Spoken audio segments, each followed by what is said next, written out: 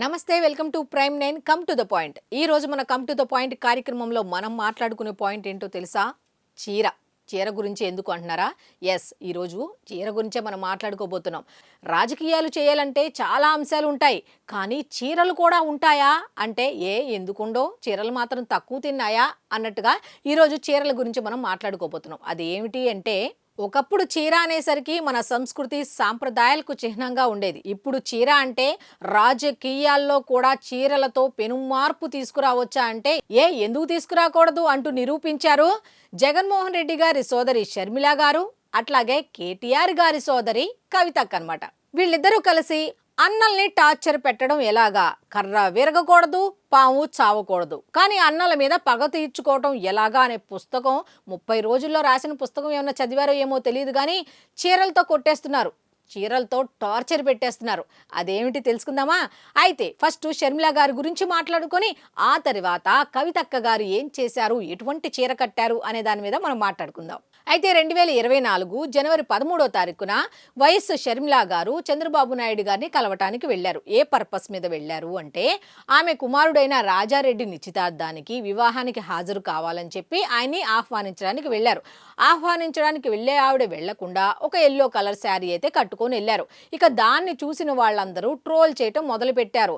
చంద్రబాబు నాయుడు గారు వదిలిన బాణం షర్మిల, చంద్రబాబు నాయుడు గారు రాసిచ్చిన స్క్రిప్ట్ చదువుతున్న షర్మిల అని ఇలా రకరకాలుగా మాట్లాడారు. పెద్ద పట్టించుకోలేదు ఆవిడ. కాకపోతే జగన్మోహన్ రెడ్డి గారు కూడా అదే మాట అన్నారు. ఏమిటి అంటే, సేమ్ ఇందాక అన్నట్టుగానే చంద్రబాబు నాయుడు గారు రాసిచ్చిన స్క్రిప్ట్ చదువుతోంది షర్మిల, వెళ్ళి ఆయన పాదాల చెంత అంటే ఆయన కాళ్ళు మొక్కి ఆశీర్వాదం తీసుకుంటుంది షర్మిల, వైఎస్ రాజశేఖర్ రెడ్డి గారు పరువు తీసేసింది అని చెప్పి మాట్లాడుకున్నారు. అయితే షర్మిల గారు ఊరుకుంటారా? అదే బ్లడ్ కదా, మరి కౌంటర్ గట్టిగానే ఇవ్వాలి కదా. అసలు షర్మిల గారు ఏమని కౌంటర్ ఇచ్చారో తెలుసా? పసుపు రంగు మీద ఏమన్నా తెలుగుదేశం పార్టీ గానీ లేకపోతే చంద్రబాబు నాయుడు గారు గానీ పేటెంట్ హక్కులు ఏమైనా తీసుకున్నారా? నాకు నచ్చింది, నేను కట్టుకున్నా, అయినా సొంత చెల్లి కట్టుకున్న చీర మీద కూడా ఇంత రాజకీయం చేసే అన్నని నిన్ను మాత్రమే చూస్తున్నా అంటూ కౌంటర్ ఇచ్చారు. ఏంటి, నేను చంద్రబాబు నాయుడు గారి కాళ్ళ మీద పడి వైఎస్ రాజశేఖర రెడ్డి గారు పరువు తీశానా? మరి నువ్వు మోడీ కాళ్ళ మీద పడి ఎవరి పరువు తీశావు, ఎవరిని గెలిపించావు, ఒకసారి ఆలోచించుకో అన్నా అంటూ హితబోధ చేసింది. అవును కదా, ఈ విషయం అందరికీ తెలిసిందే. ఆ మధ్య ట్రెండింగ్ కూడా అయ్యింది ఇది. మరి ఇప్పుడు వైఎస్ షర్మిలక్క బాటలోనే ఇంట్లో నుంచి బయటకు వచ్చిన కేటీఆర్ సోదరి కవితక్క కూడా అదే మార్గంలో ఉందా? వీళ్ళిద్దరు ఏమైనా అన్నను సాధించడం ఎలాగా అనే పుస్తకాన్ని చదివారో ఏమో తెలియదు, కానీ సేమ్ అదే మాదిరిగా మన కవితక్క కూడా అదే పంతాలో వెళుతూ ఏం చేశారో తెలుసా? బట్టి విక్రమార్క అంటే తెలంగాణ ఉప ముఖ్యమంత్రి బట్టి విక్రమార్క గారి కుమారుడి నిశ్చితార్థానికి అటెండ్ అయ్యారు. ఎలా అంటే, ఒక కాంగ్రెస్ పార్టీకి సంబంధించిన జెండా ఏ ఆకారంలో ఉంటుందో, ఏ కలర్లో ఉంటుందో సేమ్ అదే మాదిరిగా ఉండే ఒక చీర అయితే కట్టుకొని వెళ్ళారు. ఇక మామూలుగా ఉండదు కదా ట్రోలింగ్. ఏం చేశారంటే అందరూ, ఏంటి కవిత కాంగ్రెస్లో చేరబోతుంది అని అన్నకి హింట్ ఇవ్వబోతుందా, అన్న గుండెల్లో అలజడి సృష్టించబోతుందా, అసలు ఏం జరుగుతుంది, అసలు కవిత కొత్త పార్టీ పెట్టాలి కదా, అందరూ అదే కదా అనుకుంటుంది, సడన్గా చీర మార్చిందేంటి, మొన్న దీది అవతారంలో అందరినీ ఆకర్షించింది, ఇప్పుడేంటి కాంగ్రెస్ జెండా ఉండే రంగు చీర కట్టుకొచ్చింది, అసలు ఏం జరుగుతోంది అని రకరకాలుగా మాట్లాడుకుంటున్నారు. అయితే ఆమె ఏమైనా కౌంటర్ ఇచ్చింది కవిత గారు అంటే, ఇది రాజకీయాలకు సంబంధించిన విషయం కాదు, నేను జనరల్గా వాళ్ళు పిలిచారు, నేను మర్యాదపూర్వకంగా వెళ్ళాను అంతే తప్ప ఇది రాజకీయం కోసం చేసిన పని కాదు. చీర అనేది ఆడపిల్లకి ఇష్టమైన రంగు, ఏది ఉంటే అది కట్టుకుంటుంది, తన దగ్గర ఏమున్నాయో అది కట్టుకుంటుంది, తనకి ఇష్టమైన రంగు కట్టుకుంటుంది, దీన్ని కూడా రాజకీయాలకి ఎందుకు ఆపాదిస్తారు, అలాంటిది ఏమీ లేదు అంటూ ఆవిడ చక్కగా ఆన్సర్ ఇచ్చారు. అయితే ఆవిడ కట్టుకెళ్ళింది చీరే, కాకపోతే ఆ చీర ఎంతమందికి కౌంటర్ అలాగే ఎన్కౌంటర్ ఇచ్చిందో తెలుసా?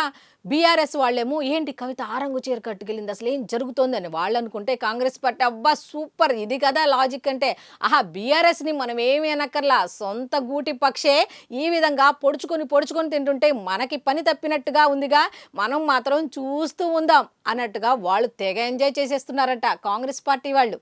అయితే కవిత కాంగ్రెస్ పార్టీ వాళ్ళని ప్రసన్నం చేసేందుకు, అలాగే రాజ్యసభ సీటును సిద్ధం చేయండి, నాకు నేను వచ్చేస్తున్నా అనే సిగ్నల్ ఇస్తున్నారు అన్నట్టుగా చాలామంది మాట్లాడుకుంటున్న మాట. ఒకప్పుడు చీర అనేది సంస్కృతి చిహ్నం, కాకపోతే ఇప్పుడు రాజకీయాల్లో ఒక ఆయుధంగా మారిందా ఈ అక్క చెల్లెమ్మలకు అంటే ఎస్ అలాగే మారింది అంటున్నారు చాలామంది కూడా. అయితే కవిత మాత్రం జనజాగృతి అధ్యక్షురాలిగా మాత్రమే నేను ఎళ్ళాను. అంతేగాని ఎటువంటి విధానాలకు వ్యతిరేకంగా లేకపోతే ఎటువంటి విమర్శలకు తావివ్వకుండా మాత్రమే నేను వెళ్ళాను తప్ప, నేను వేరే ఉద్దేశం అయితే వెళ్ళలేదు అని చెప్పుకుంటూనే, ప్రస్తుతం నాదంతా కూడా తెలంగాణ జాగృతి మీదే ఫోకస్. బీసీ వెల్ఫేరే నా లక్ష్యం. ఇంక నేను ఎటువంటి దాని మీద ఫోకస్ పెట్టుకోలా. నేనసలు దేని మీద కాన్సంట్రేషన్ చెయ్యట్లేదు అంటూనే కేటీఆర్‌కి ఇండైరెక్ట్‌గా కౌంటర్ ఇచ్చిందా అంటే, యెస్ అలాగే ఇచ్చింది. హరీష్ రావుతో సహా, కేసీఆర్‌తో సహా అందరికీ గట్టి కౌంటర్‌లు తనదైన స్టైల్‌లో ఇచ్చుకుంటూ పోయింది. మరి వాళ్ళ ఫాదర్స్ మామూలు వాళ్ళు కాదు కదా! రాజకీయాల్లో చక్రం తిప్పిన వాళ్ళు. అటు రాజశేఖర్ రెడ్డి గారు కానీ, ఇటు కేసీఆర్ గాని. కాపోతే వాళ్ళ రక్తమే కదా వీళ్ళల్లో ఉండేది. మరి ఊరుకుంటారా? వాళ్ళకి ధీటుగానే ఇస్తారు కదా! ఏం చేసినా కూడా కౌంటర్‌లు. అయితే జగన్మోహన్ రెడ్డి గారు అప్పుడు రియాక్ట్ అయ్యి షర్మిల మీద ఇష్టం వచ్చినట్టు మాట్లాడారు. కానీ కేటీఆర్ గారు మాత్రం ఒక్క మాట కూడా అనలేదు. అంటే ఇక్కడ ఏంటి? ఏం జరుగుతోంది? కనీసం రియాక్ట్ అవ్వాలి కదా! ఎందుకు రియాక్ట్ అవ్వలేదు అంటే, జగన్మోహన్ రెడ్డి గారి ఆలోచనలకి, కేటీఆర్ ఆలోచనలకు చాలా తేడా ఉంటుంది. అలా దేనికి అంత ఫాస్ట్‌గా రియాక్ట్ అవ్వరు అని చాలామంది చెప్తున్న మాట. అయితే కేటీఆర్ స్పందించకపోవటాన్ని ఆయన స్మార్ట్‌గా ఆలోచిస్తున్నారో అనుకోవాలా? లేకపోతే ఆయన వీక్ అయిపోయారా అని ఆలోచిస్తున్నారా అని తెలియాలంటే మనం కూడా కొన్ని రోజులు వెయిట్ చేయాల్సిందే. అసలు ఆయన స్పందిస్తారా? స్పందించరా? ఈ ఇష్యూని ఇంతటితో వదిలేస్తారా? అయితే ఇప్పుడు కవిత గారైతే 3 రంగులు ఉన్న కాంగ్రెస్ జెండా కప్పుకున్నారు. మరి నెక్స్ట్ ఏ అవతారంలో దర్శనమిస్తారో ఏంటో మరి చూద్దాం. సో ఇది ఈనాటి కమ్ టు ద పాయింట్ కార్యక్రమం. మళ్ళీ రేపటి కమ్ టు ద పాయింట్ కార్యక్రమంలో కలుసుకుందాం. అంతవరకు సెలవు. నమస్కారం.